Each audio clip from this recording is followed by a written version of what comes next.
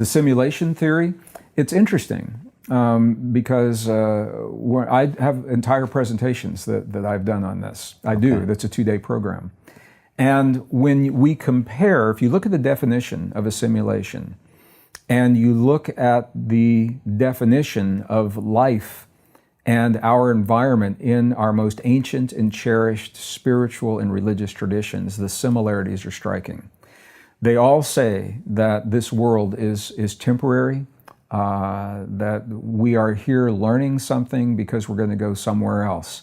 That is what a simulation is all about. The definition of a simulation is that you have the opportunity to learn something new in a relatively safe environment that you will need when you get to the next environment. So whether you're an airline pilot learning how to land a Boeing 747 in crosswinds, you don't want the first time you do that to be with 300 people on the plane. Yeah. So you're in the simulator. Or if you're on the Martian surface or the lunar surface, these all happen in simulators. So the simulations, this is really interesting because simulations have a beginning and they have an end.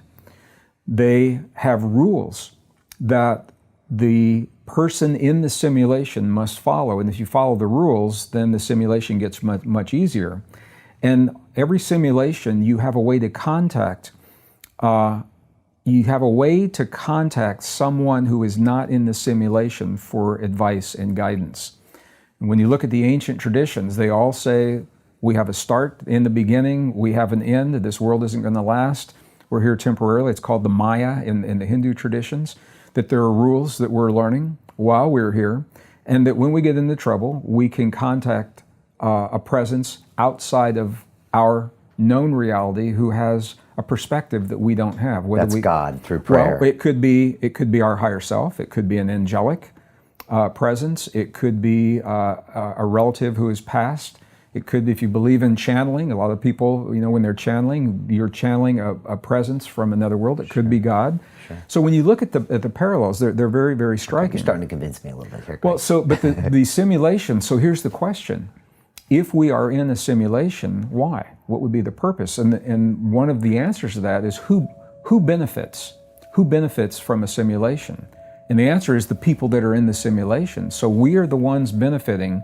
We have to assume that we're learning something here that we are going to need when we get to wherever we're going. Right. And wherever that is, if you believe that this world is the Maya or is temporary. And so when we look at that, what are the themes, the general themes of everything that we're learning in our